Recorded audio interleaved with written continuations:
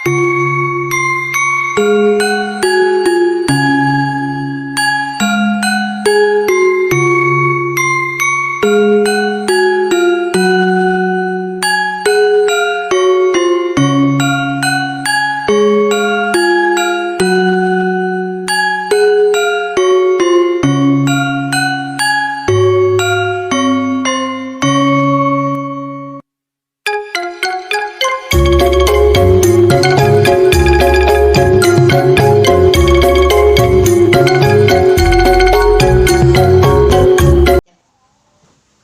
Bu Fitri. Waalaikumsalam Bu Hani. Selamat pagi Bu Fitri. Pagi. Bagaimana nih kabarnya hari ini?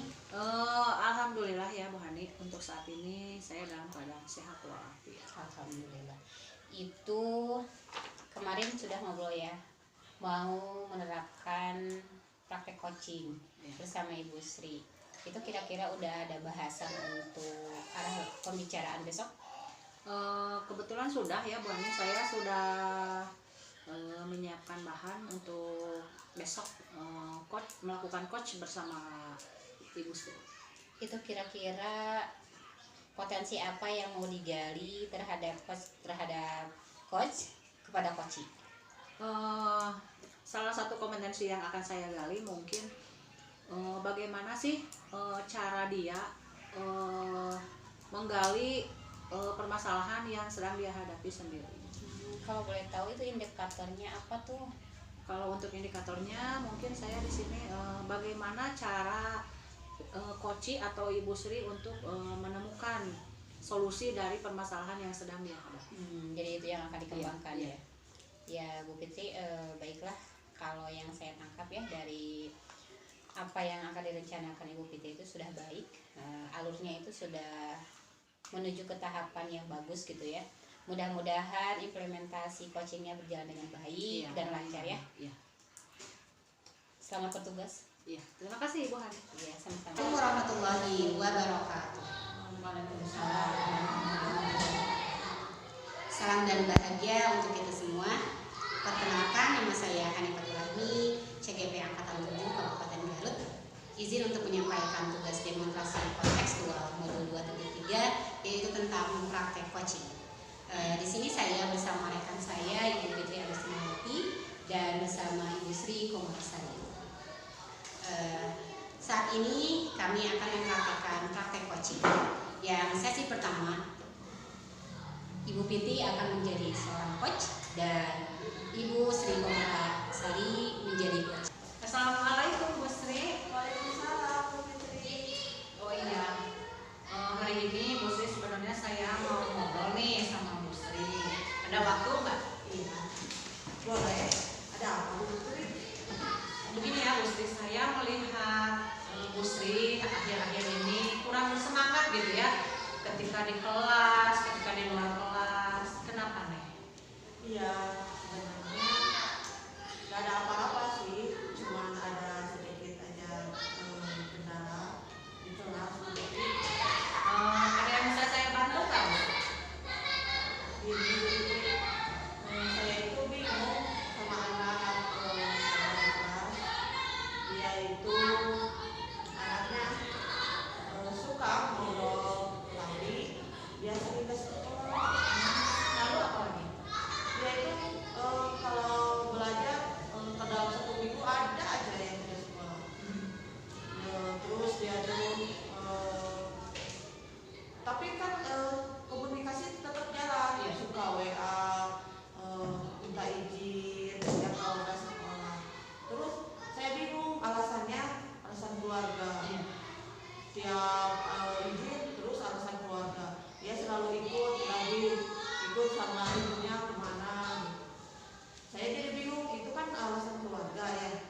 Bagaimana saya menghubungi orang tua karena dia itu udah izin sama saya, tapi kan tetap saja pelajaran ketinggalan. Terus hadir terlalu banyak ya yang izinnya, itu pasti mengganggu pelajaran. Jadi gimana nih perasaan Bu Sri saat ini? Ya, saya bingung. Kenapa bingungnya? Kenapa? Ya bingung memberikan nilai bagaimana.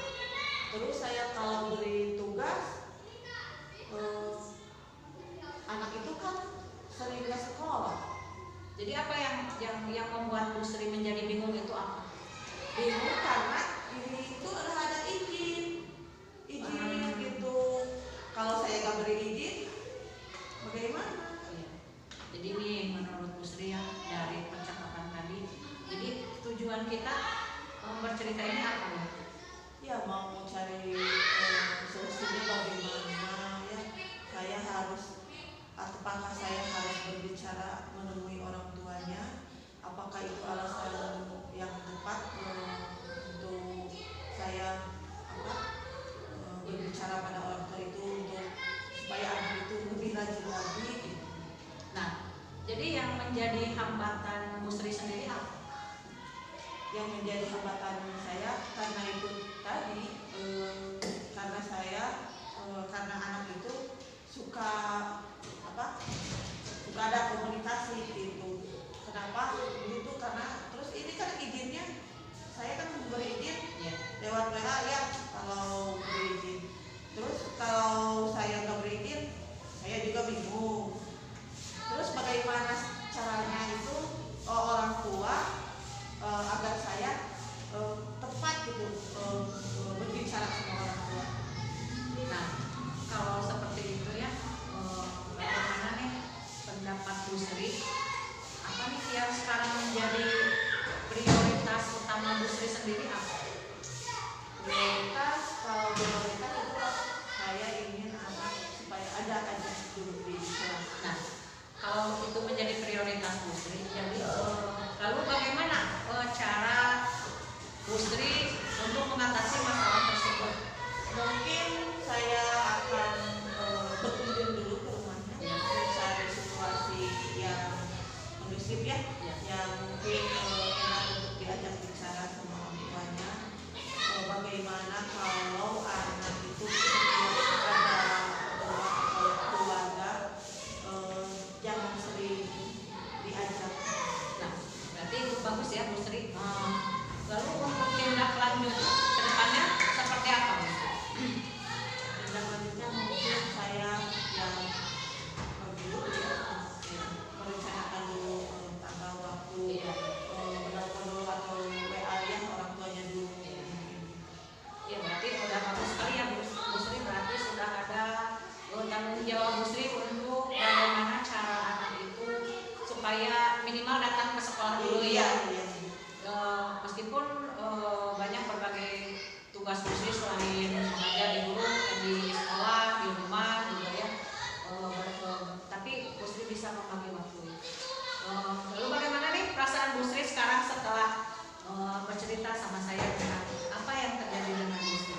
Ya sudah, perasaan saya ngeplong gitu ya, juga bisa bicara dengan Bu Fitri. Jadi saya ada teman gitu untuk mencurahkan hati saya jadi bisa, iya ya kalau gitu nggak apa-apa kan, saya bisa cari solusinya. Kalau gitu selamat mengimplementasikan apa yang tadi dibicarakan oleh Bu Sri ya. Semangat Bu Sri. Semangat. Bismillahirrahmanirrahim. Untuk hasil pengamatan yang saya lakukan terhadap proses coaching yang dilakukan oleh Ibu Fitri Agustinawati beserta Ibu Sri Komalasari sudah cukup baik karena langkah alur tirtanya itu sudah diterapkan dalam proses coaching yang mereka jalankan.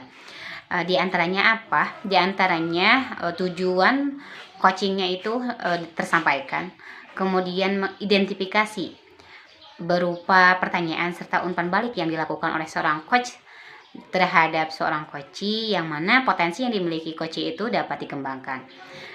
Kemudian seorang coach memberikan pertanyaan serta umpan balik terhadap coachee terhadap rencana aksi yang akan dijalankan oleh coachee serta jalan keluar dari permasalahan yang coachee hadapi.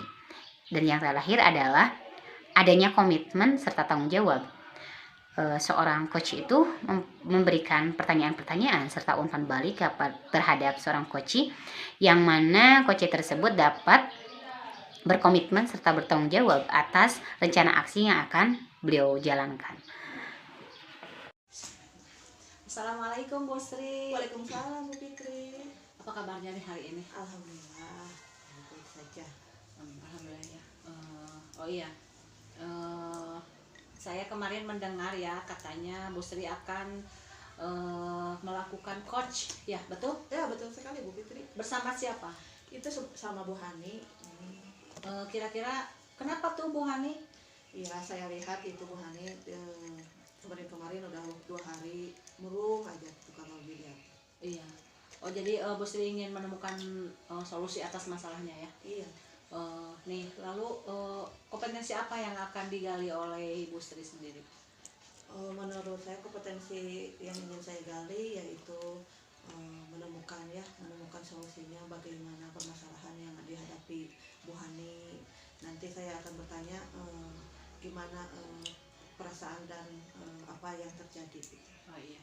Lalu indikatornya apa Bu Sri? Indikatornya supaya Bu Hani itu dapat menemukan solusinya ya, solusi untuk permasalahannya gitu. Oh iya.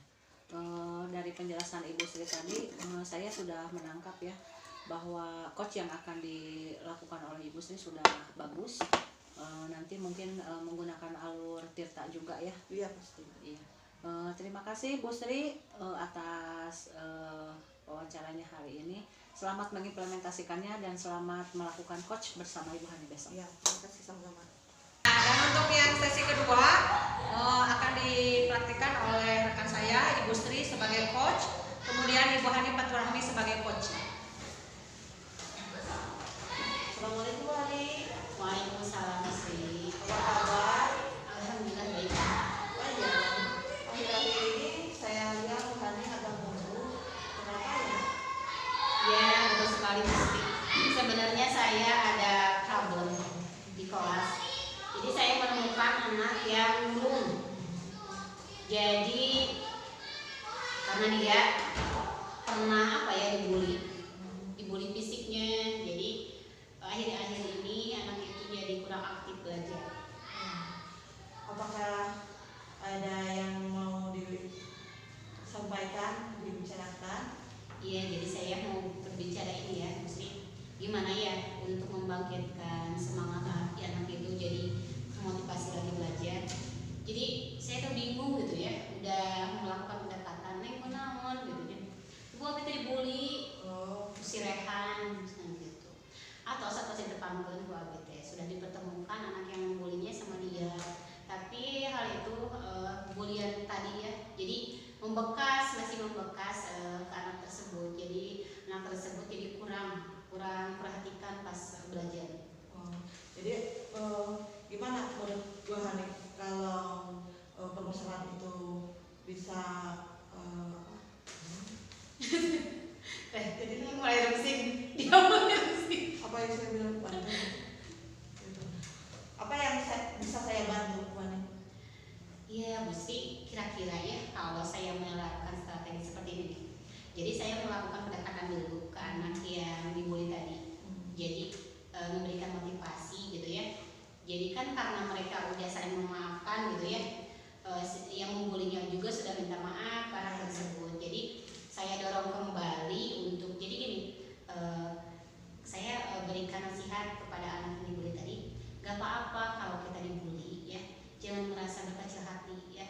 Itu pada hakikatnya orang yang membuli tersebut adalah membuli dirinya, bukan membuli kita. Itu sejatinya gitu ya. Karena semua manusia itu kan ciptaan Allah ya sama. Ketika ada yang membuli berarti orang tersebut belum mengerti bahwa kita tuh sama ya ciptaan Allah gitu. Jadi saya motivasi gitu ya, jangan berkecil hati gitu. Kalau ada yang membuli itu hakikatnya sejatinya mereka aja yang membuli tidak mengerti, tidak paham bahwa kita semua itu sama ya, kita itu sama ciptaan Allah. Ketika ada yang membuli berarti dia belum mengerti dan dia itu membuli dirinya sendiri gitu. Jadi alhamdulillah sih untuk saat ini anak tersebut mulai sadar gitu ya. Jadi ketika dibully, oh udah itu teh lepas gitu, itu asalnya kostum gitu. Itu baik deh. Baik, itu udah sangat baik. Menurut Bu Hani apa yang harus dilakukan gitu kalau kedepannya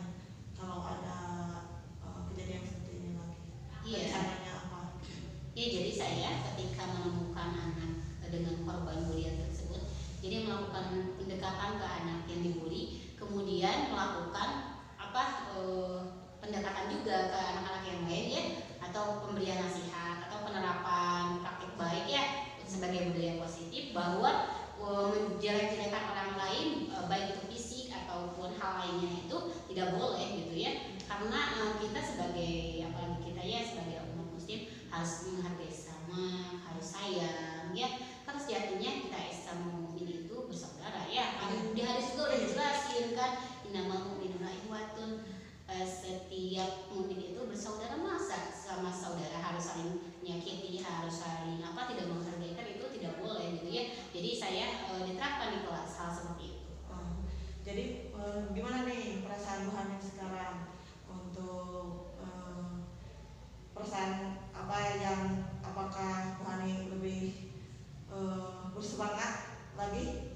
Iya, kalau untuk saat ini alhamdulillah karena anak tersebut sudah mulai ada progres gitu. Jadi kalau kemarin pas lagi mungkin dia lagi daun-daunnya ya, sekolah itu jarang, dan di sekolah pun kalau sekolah pun loyo gitu, jadi nggak semangat. Ketika saya sudah melakukan pendekatan ke anak tersebut, anak itu udah terbiasa lagi, meskipun belum sepenuhnya aktif seperti dulu ya, tapi ada tahapan-tahapannya seperti itu Bu Sri. Jadi tanggung jawab apa yang bisa dilakukan Bu Hani untuk kalem. Bagaimana perasaan setelah bersih dengan saya? Terus itu bagaimana perasaan Bu Hani setelah bercerita tentang ini pada saya? Ya, alhamdulillah Bu Sri, setelah saya berikan ini jadi ngadadak YouTube. Jadi Bu Sri, setelah saya melakukan komunikasi seperti ini ya, ngobrol santai, alhamdulillah menemukan titik temu searah ya, obrolan kita searah gitu. Jadi saya itu merasa lebih plong gitu ya. Jadi penerapan yang saya terapkan di kelas itu melakukan pendekatan ke anak tersebut, alhamdulillah gitu ya, berarti implementasinya itu sudah tepat gitu ya, ketika saya melakukan pendekatan baik itu kepada yang korban ataupun yang membuli gitu. Semangat Bu Hani, kita untuk kedepannya kita lebih semangat lagi. Setelah saya tadi mengamati dari dua peserta yang melakukan coach, yaitu Ibu Sri dan Ibu Hani, yang saya sebagai pengamat, ada beberapa poin penting yang akan saya sampaikan. Yang pertama yaitu untuk tujuan, menyampaikan tujuan coaching, yaitu mereka berdua telah menyampaikan tujuan coaching dengan baik, menyampaikan keterbukaan untuk bersama-sama mencari solusi dari mereka. Kemudian untuk identifikasinya, pertanyaan yang diberikan oleh coach dapat menggali potensi untuk coaching, memunculkan alternatif solusi dari permasalahannya. Dan juga tentu saja ya, gaya bahasa, gaya bicaranya enak didengar. Lalu kemudian untuk rencana aksinya, umpan balik yang disampaikan oleh coach disampaikan secara baik dan positif untuk memberikan beberapa apresiasi dari beberapa bahasan solusi yang disampaikan oleh coach dan coach. Dan yang terakhir adalah tanggung jawab, di mana coach telah memberikan pertanyaan dan umpan balik dari coach, komitmen yang disampaikan oleh coach. Demikian. Wassalamualaikum warahmatullahi wabarakatuh. Assalamualaikum Bu Hani. Waalaikumsalam Bu Sri. Apa kabar? Alhamdulillah baik. Ibu Sri gimana? Alhamdulillah. Ini Bu Hani, kemarin kan kita udah melakukan komunikasi ya. Benar Bu Hani mau melakukan coach? Iya, Bu Sri, saya akan melakukan coaching bersama Ibu Fitri. Kebetulan beliau ada problem dan membutuhkan seorang coach dalam pembicaraan kali ini. Nah, kira-kira Bu Hani potensi apa sih yang Bu Hani akan dilakukan pada Bu Fitri? Ya, jadi sebenarnya dalam pembicaraan saya nanti itu ya, Bu Fitri itu sudah memiliki potensi untuk alur dan arah yang beliau ada something problem di dirinya gitu ya. Jadi sebenarnya beliau juga memiliki potensi gitu, beliau juga dapat memecahkan masalah itu, cuman perlu pembicaraan dengan saya gitu. Saya mudah-mudahan bisa menjalankan komunikasi ini searah dengan potensi yang dimiliki beliau dengan pembicaraan saya juga gitu. Ya betul sekali ya. Untuk selanjutnya bagaimana sih indikator yang Bu Hani akan lakukan pada waktu itu? Indikatornya apa itu? Jadi ketika saya melakukan coaching bersama beliau, saya akan mengarahkan alur pembicaraannya itu kepada pemecahan masalah dan solusi apa sih yang baiknya dilaksanakan oleh Bu Fitri. Jadi pembicaraan kita saya alurkan jadi searah gitu ya, sejalan gitu. Begitu Bu. Ya baiklah, selamat bertugas ya. Semoga lancar ke depannya, kita dapat mengerjakan tugas dengan baik. Ya, terima kasih Bu. Iya, sama-sama. Nah, untuk selanjutnya kita akan ke season 3, yaitu saya Sri Sukomolasari sebagai pengamat dan Hanifatul Rahmi sebagai coach serta Bu Fitri sebagai coach.